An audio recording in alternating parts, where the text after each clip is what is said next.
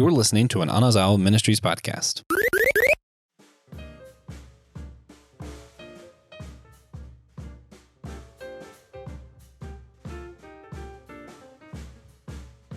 On May 25th, the day we are recording this episode, 1977, 45 years ago, Star Wars: A New Hope hit the big screen, and movies and storytelling was never the same. And within this groundbreaking movie, Luke Skywalker accidentally activated that hologram within R2-D2, and Princess Leia said, "Help me, Obi-Wan Kenobi.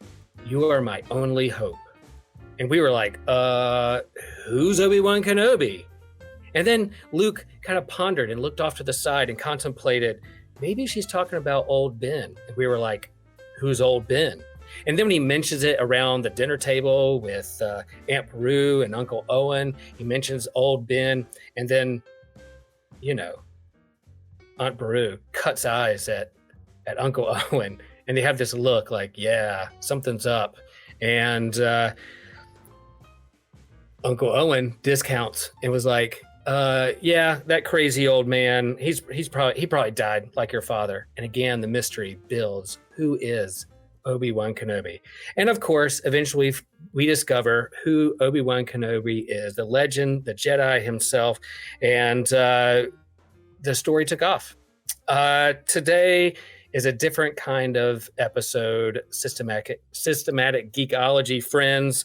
Today is not going to be a long episode. We're just geeking out over Star Wars. Like I said, we are recording this actually on May 25th on the anniversary, and this is debuting and dropping on the day that Obi-Wan Kenobi series drops on Disney+. So today is just a day when we're going to geek out and share and answer just a few questions. One like, why do we love Star Wars so much? And why is Obi-Wan Kenobi our favorite Jedi, or one of your favorite Jedi, or a long-lasting character that we love and endure? And then also share some of our hopes for this series that's coming out today. Perhaps you've already watched it or you're getting ready to. So we're just going to geek out on Star Wars. I am Will Rose, one of your hosts, and I'll share that Mark Hamill did like one of my tweets once. So that's my claim to fame in the Star Wars universe. Joe, who are you? What's up? I am Joe. I am one of the hosts here, and man, I've been unpacking how long I've been a Star Wars fan in preparation for this, and it's cool to finally talk about why we love this entity, this juggernaut, so much. Yeah, and I've shared before. I was born in 1972. I was 5 years old when I saw this movie. It was one of the first movies that I ever saw in the theater. I remember seeing in the theater. I had all the action figures. I was there from the very beginning, just a hype around it, and loved it so much. And I think the reason I love it is not only did it capture my childlike imagination, and it took me to a galaxy far, far away a long time ago, but for me, it just embodied the perfect blend of fantasy and sci-fi and the hero's journey, and a mix of spirituality and mysticism and a call. And there's a big bad villain, and how do you resist and rebel against that and make the world a better place? All those things is what kind of drew me into it, and have become literally a lifelong Star Wars fan. And yeah, it's gotten big, it's gotten bloated, it's grown a lot since that first movie, and the hype around it, and sometimes the fan base can get toxic and divisive. And yesterday, the Systematic Ecology crew rambled on forever and had a lot of fun talking about the movies that we loved, or the movies we have problems with, or the characters we like or didn't like. We offended one another. We almost quit Systematic Ecology because of the things some of the people were saying. And then we came back around and forgave each other and gave virtual hugs through the internet. And that's what Star Wars does. And I'm really excited about this upcoming series. Joe, what was the first Star Wars movie you saw? You said you're a 90s kid. What was the first Star Wars movie you saw? Either, first one you ever saw, and then what was the first one you saw in the theater? So first one I saw was A New Hope. I remember the first time that I saw A New Hope, I was, I don't know, 6, something like that, and one of my sister's friends was a huge geek and lent me the tape. And so I watched I remember the first time that Star Wars came on TV. When Mm. I saw it, it was Star Wars A New Hope. And I was confused at first. I'm like, are these two different movies? Why is one A New Hope and one just called Star Wars? Yeah. I understand now, but yeah. So I was very young when I first saw it, and this was really. I'm trying to think if there was something. Maybe Power Rangers is the only thing that predates big long form storytelling that was like influential to me as a kid. Yeah. This was I think the first movie that I can point to that really made me fall in love with the fact that like fantasy worlds and things like that and like these lived in creations that like have their own moving parts and things like that, and it kind of started that love specifically for me in geekdom. Like you give me a lived in world and that I'm hooked. The first one I saw in theaters was Phantom Menace when Okay. that came out. I want to say I was like 10, 11, something like that when Yeah, it was Phantom Menace came out. 1999. I was when Phantom Menace came out, I was on internship, and my brother was down the road, a little younger than me, and so I remember he drove up to Goldsboro, North Carolina, so we could see that in the theater that night together, and we were sitting there side by side, going like, "Man, this is happening! We're seeing another Star Wars movie in the theater together." So it was really, really rad. And yeah, I remember seeing, I think Star Wars created, that sense of not only did the movie capture for me the perfect blend of sci-fi and fantasy and religion and spirituality, all those things together, the hero's journey, right? But those mysteries those Easter eggs and mysteries within it that made you go, who, what's going on? Like, yeah, it may not have said A New Hope in the original one, but it did say Episode 4. And we're like, okay, is this starting in the middle of the story? And it does start in the middle of the story. There's a huge ship chasing a small little tiny one, and you're like caught from the get-go, right in the middle of the story. When they start saying things like, you are rebellion. Okay, who's the good guy or bad guy? Obviously this big guy in this dark armor who looks like a samurai helmet is like the bad guy, but if they're a rebellion, maybe they're the terrorists. And then you hear about old Ben, and then you hear like old Ben say, yeah, I fought with your dad in the Clone Wars. And Luke's like, you fought in the Clone Wars? You're like, oh, the Clone Wars? What are the Clone Wars?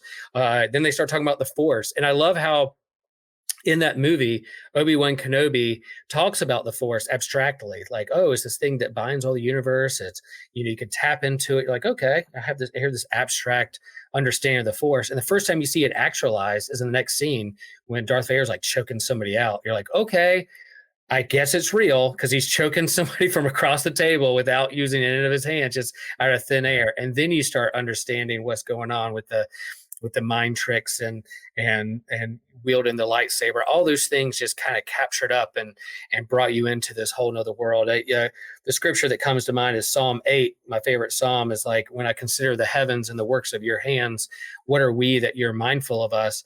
Where as humans, we're always looking to the stars and asking the questions, where do we come from? Where are we going? What's my place in this universe? Star Wars brought us out into the stars. There was other sci-fi stuff like, Flash Gordon and Buck Rogers, and there was a lot of sci-fi before this movie. But this movie, again, was a game changer when it came to taking us out to the stars and what you could do with that. Building off of Star Trek and other great sci-fi stuff.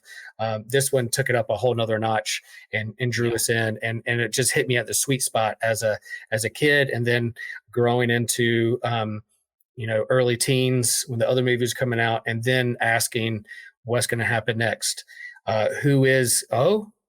Darth Vader's his father. What does that mean? It just kept answering questions along the way and drew us into the story. And the imagination, the head canon, the stories we write, that can get complicated. It can get toxic. But again, as long as you're having fun with this and it opens your imagination and it helps you, that's what sci-fi does. It holds up a mirror and asks these questions: what's my place in this universe, or what would I do in that situation? Star Wars still has that magic formula that draws me in and helps me wrestle with that stuff and dream big with my imagination. And that's, I think, one of the coolest things about this fandom and kind of growing with it, right? Like the way George Lucas designed those first three movies, Mm-hmm.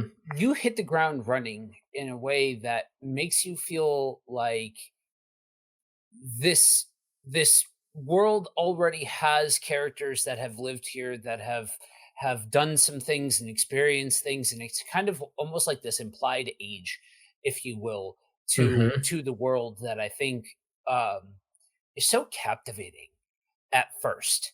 And then I've found, as I've gotten older and I've realized, so I like watching things, and then I like asking the questions that it poses, right? Right. Like just unpacking it, just beat it around a bit, like allow your mind to explore, well, what if this, and what about that, and this and that. And it's one of those stories that begs for deeper analysis, or waxing poetically, or like true contemplation, that even to that part of my brain, this is a compelling story. That's why I say, like, my Star Wars, and everybody has their Star Wars, and for a lot of people my age, their Star Wars is the prequel trilogy. My Star Wars is the first three and Yeah. Legends continuity. Yeah. That's the core for me, where Star Wars storytelling is at its absolute apex, and it scratches that itch that serves that 6-year-old boy in me that, like, remembers watching this for the first time, and is captivated by this world and things like that, but also that adult side that likes to poke at the parameters of the world that we live in. Yeah, and it hit me at a sweet spot too as a kid with all the toys and action figures and being able to play with them and like also create the stories that I wanted to imagine what was happening in the next stage or in the gaps. If there's a long kind of period between the episodes, I got to create the stories with the action figures, and then there were the comics, and you got to dream big, and then there were the books, and yeah, I think you're right. Each generation has their trilogy, whether it's the original trilogy, the prequel trilogy, or the sequel trilogy. I make no, I am not bashful sharing the complexity of feelings that surround The Last Jedi for me as a Star Wars fan.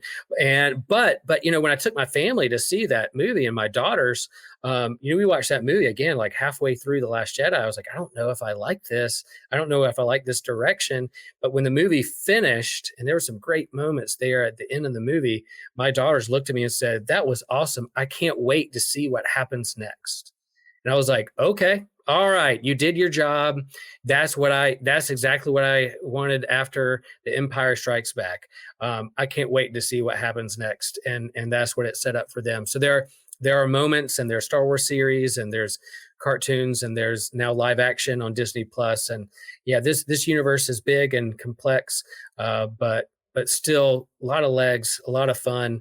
And I hope that as it moves forward, maybe those who are in control of the story and the story creators and the canon have learned some lessons along the way with this next crew who've taken it over. But I am hopeful of what happens next, especially when it comes to Obi-Wan Kenobi series. Why do you think, Joe, Obi-Wan Kenobi is such a compelling character and is up there when people talk about their favorite Star Wars characters? There's 5, 6, 7, 8 that are up there at the top of everybody's list. Why is Obi-Wan Kenobi usually up there at the top for folks? I think your illustration right at the beginning is a really big reason for that. When we're first introduced to Obi-Wan, it's old Ben, and Hmm. it's this mysterious character, and then it's this old man who's almost you almost wonder if he's a little bit off of his rocker Yeah. at first. You know Was what I mean? Uncle Like, Owen right? Was Uncle Owen right? Just a crazy old wizard. Yeah. yeah, and as the whole thing goes on, and then he does the Jedi mind trick, and that's I think the first time that you see that done. Hmm.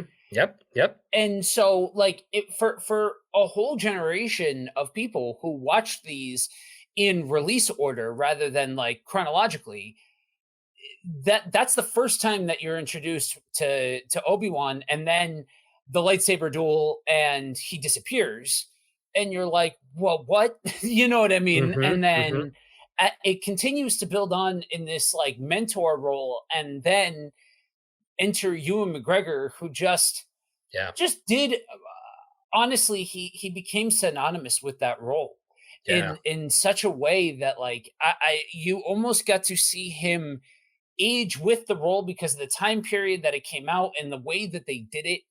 You got to see Obi-Wan grow into a master, and then that's why like for both, you almost pick up after his prime in a way, and then end like almost at his prime cut short sort of thing, that Right. it leaves so much time in the character's life where you're like, well, what next? Because how do we get from you know battle hardened pacifist that ends up being a warrior sort of thing Hmm. into old Ben? You know what I mean?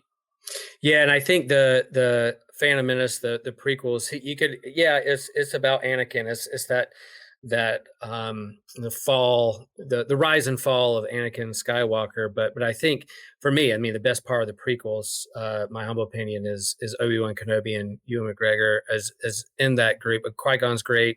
There's other great moments in those prequels, but man, he stands out for me. And I was rewatching last night after we had our conversation about our favorite lightsaber duels. I went back and watched the Duel of the Fates, and just like his emotional response of seeing Qui-Gon killed and struck down, and then to see him, he's caught behind that red kind of force field, and the way he kind of jogs back and forth, like, I cannot wait for this thing to open because I am coming after you, Darth Maul. The look on his face, and he kind of hops back and forth on his feet like a karate guy ready to just spring onto somebody. I loved it so much, and I was like, I forgot about that moment until I watched it again last night.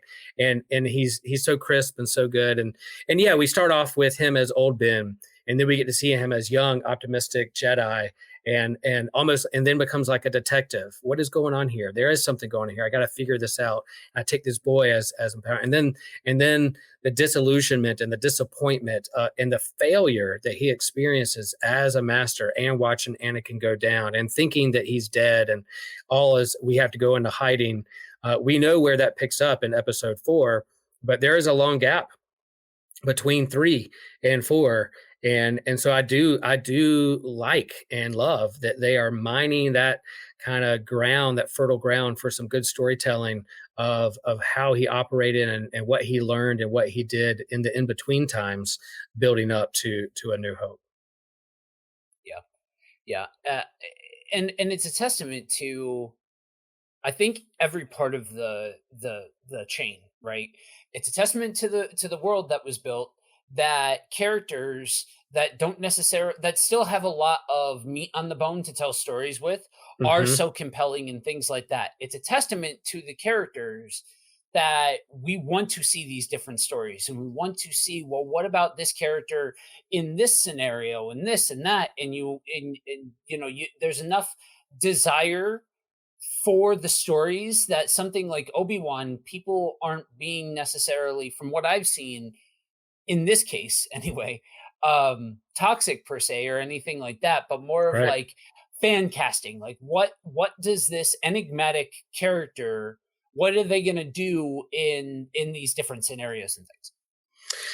Yeah, so hopefully this episode's going to come out on the day that it debuts on Disney Plus, and they're going after Netflix and Stranger Things and trying to compete. And then we have 2 episodes coming out, and then they're going to stagger it the next couple of weeks, some episodes, and I'm pretty excited. What is your hope for this show? What are some things you like to see? Again, like we talked about Doctor Strange, we're going to go in, you know, letting them tell their story. If they don't do it exactly the way I think they should, I'm going to relax. I'm going to be a TJ in the moment and do my best to be like, what would TJ do in this situation? And so, but yeah, it's fun to think about. Yeah, what do you hope that is captured here? Or some things they do with his character in this series.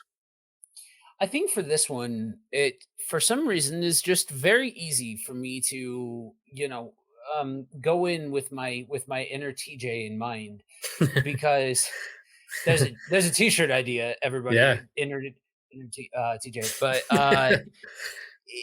because for me, it's not any one thing that I'm pointing to that says if they do this, it would mean a good story or something Right. along those lines. There's so many different moving pieces that I'm at the point of I just want a cool story. You know Yep. what I mean? Like I don't. That's one of the biggest things where I think they started to lose the rabbit a little bit with the as some of these series go on and things, that it's not about the big bang boom of it all. It's not about that. It's about Mm. building upon this already established world and just tell some cool stories. You know what I mean? That's really all we need at this point. And I think because so much of uh the setting has already been built out between the prequels and the sequels and the originals and everything in between, Right. that the table is set with a whole lot of toys to just tell a cool story. And so for me, I don't think I'm looking for, if they do this thing, then I'll be happy. It's more of the opportunity is there. Let's do something cool with it. Yeah, I'm with you. I think we already saw in the trailers. I like that we see this. I mean, like I said, in a new Hope, you have Uncle Owen is just like, I don't like old Ben. Stay away from him. He's dead. Don't ever get near that guy. And in the trailer, you see that where the tension is, and you get to build on it. Like, that was pretty cool. Yeah. And yeah, Obi-Wan Kenobi is defeated. Where's his hope? He sees a young Luke in the distance, but very nervous that things can fall apart super fast. He's already seen that happen before. So what is he really wrestling with? For me, my big hope, and if they don't do it, if it's a long shot and they don't do it, then they don't do it. But I still would love to see a Qui-Gon Jinn Force Ghost, not just hear a Mm. voice, but I would love to see, and even if it's the final episode, the last 3 minutes, where he's like, oh, he taps into it and he consoles him, because I think we're going to get Obi-Wan Kenobi discovering that Darth Vader and Anakin are the same person, and that's going to be crushing to him. And to have Qui-Gon Jinn give him a bit of hope and coach him along, be patient. You're going to bring Luke to Yoda. There's a plan here, that it's not over. There's still a chosen one. That's what I hope they can tell or lean into a little bit. If it doesn't happen, they'll tell a good one. But I would love to see a Qui-Gon Jinn Force, because I don't know if they got Liam Nielsen. They had the money for that. Who knows if he's like, no, I'm doing other movies. But I still think that would be super fun and super cool if they could do that. It's funny whenever you get the question, who is your favorite Jedi? It's, for me, always centered around Qui-Gon, because he was just so enigmatic Yeah. as a Hmm. character, but like on the screen. But again, going to the extended universe and the books and things, they have done some really cool stuff ever since he was created, Hmm. and have incorporated his character into the materials in a way that still is written just really cool, just a really strong character. I also vibe with that kind of in between the, Hmm. walking between worlds sort of thing that they have with him. But yeah, that would be cool to see a full on Force Ghost, because we know from the extended materials that Qui-Gon was actually the first one who Yeah. like Yeah. taught how to do the whole Force Ghost thing. So Yeah. So even when Obi-Wan Kenobi in A New Hope was struck down, he had that confident look, like, strike me down, you make me more powerful. He does. I mean, was he struck down, or did he just apparate into the Force? Because Darth Vader kicks around his clothes and there's no burn marks or any. It's just weird, and you're like, okay, maybe this isn't the end of his story. And then when you hear that voice call out to Luke, use the Force. You're like, he's still around. That's so killer. And so seeing how that happened undeveloped, I don't know. This is the space where they do it, but I would love to see that happen. Is there a Qui-Gon Jinn book that you would recommend, or like a novel or something? That sounds cool. I haven't read a lot of Star Wars novels. I love graphic novels and comics. And there's been a few novels that I've read and dove into, but a Qui-Gon Jinn Legends story would be pretty fun. There's some comic book stuff. Marvel's done a few things with them, but in terms of the book. So the one that immediately comes to mind is Master and Apprentice. Okay. It goes on it tells the story of Qui-Gon pondering a seat on the Jedi Council that is offered to him, and the story of it kind of builds upon the story of Qui-Gon and Obi-Wan and all of those kinds of things, and puts a little bit more context to the actual characters himself. But there's tons out there between comics that you can still find most of the comics digitally, but different books that all kind of build well upon the character. But that's my go-to, that I think it gives a lot of really strong character building past what's just shown in the movies. Nice. That's good. And then, I'll give a little recommendation here now too. Is one of my favorite Star Wars podcasts is Rebel Force Radio. I think those guys do a great job, great analysis and news and commentary, and they usually keep it super positive. I mean, they have their quabbles with the sequel trilogy and The Last Jedi too. Maybe that's why I like it. We kind of see eye to eye on those things, but they most of the time keep it really, really positive and stay out of the kind of toxicity within fandom. And they're going to do some live shows after the Obi-Wan Kenobi. Each time the episode debuts on that day, they'll do some live shows on YouTube and answer questions and talk about what they've seen. And they're usually really, really a lot of fun. So I recommend that. So as we said, this is a mini episode. I hope you guys have fun with this. We're going to wrap this up. Joe, we live in a pretty heavy world right now. A lot of things are heavy on my heart with what's going on in the world with shootings and politics and all kinds of things. It's really heartbreaking. But, within the Star Wars universe, it looked like all hope was lost. And Princess Leia said, Obi-Wan, you're my only hope. And then that movie was called A New Hope. And so they defeated the Death Star. They blew it up. So in our world today, or that you're navigating in your life and your faith, Joe, what's giving you hope these days? What's giving you hope? So the easy answer here is to do the thing, right? Point to Jesus and all of those kinds of things. That I don't know.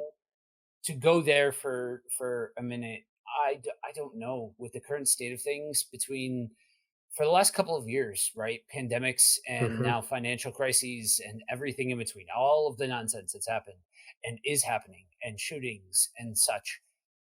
I don't know how you do it without a reliance on God, because it's so crushing in so many levels, right? We get to come on here and I so sincerely hope that, especially for those of you that either are sensitive to what's going on in the world, or if there's any of you that are somehow connected or something, especially for those for you guys, hopefully this can just stand as a fun, I don't know, 30 minutes, 45 minutes worth of time to just geek out about Star Wars and think about cool stuff for a little bit. And that kind of, but it that dovetails into the 1B of it all, right? Because that first one is Jesus, and then just take time to smell the roses, guys. Like, take time to just enjoy things. You know what I mean? Like, it's so easy with social media being what it is and the internet being what it is to get caught in the hamster wheel of such and such a person has ruined Star Wars. Such and such a person is telling bad stories. I wish they did this with these movies and all of that kind of stuff. That, like, just take a second to think about. Just if I can leave with a recommendation, just take a second to think about when you first met this, right? When you that hope and excitement and fun and all of that kind of stuff, like whether it's Star Wars, whether it's Star Trek, whether it's whatever it is, right? Whatever your fandom of choice is, just allow yourself to have some fun with it. And don't get too big brainy about what's going to happen next and what story's this and all of that kind of stuff. And being able to go and do that with some of my favorite fandoms, it's been nice right now because I'm starting to cool down now, but like I dove back into Turtle stuff and prep for the Kevin Eastman interview. Yeah. But like it was fun to just enjoy the different periods of a thing that I like at that, you know what I mean? And to enjoy it as a fan. And so, you know, take some time to enjoy the things that God has given you a passion to enjoy. Amen. I love that. I with this podcast, with our group, Systematic Geekology, we do want to be intentional with our fandom and help us go deeper and ask the bigger questions and be intentional with it. But we also hope that it can bring some levity to a heavy world, that we can have fun and we can have fun with these things. And that's my hope too, is what we do with this. And yeah, I'm there with you. Like today I'm in a place where I'm asking some big questions and wrestling with it. And it's hard. But then what gives me hope is I know there are other people who feel the same way, who are asking the same questions, that I'm not alone in it, that I do have a community around me. I have family, I have friends, I have a faith community that cares about these things, and know that if I keep going into a darker place, or if I keep going wrestling with doubt, even worse, that then there are people there who will support me and guide me through it, and that's what gives me hope. And then I do look at the younger generation. There are youth, and they're my kids and their friends, and how they handle and navigate the world. They give me hope because they care about some things and they're willing to fight for those things. And often it feels like we are a small band of rebels that have no hope. But yeah, I've hit targets like that and Beggar's Canyon all the time. So we're just going to keep at it until we hit that target, and go for it. So yeah, folks, I hope that you can have some hope. I hope that you have fun with the Obi-Wan Kenobi series. Geek out hard. Know that you are loved. Know that you are not alone. That if you need to reach out with anything, whether it's just a question about Star Wars or a deeper question about faith and life and doubt and the questions that we all wrestle with, we're here for you. DM us, find us. We're all across the social medias and on our website and all over the place. Feel free to reach out and talk to us. You are not alone in any of this. We hope you have a fantastic day, that you have fun with Star Wars. May the Force be with you. May the faith be with you.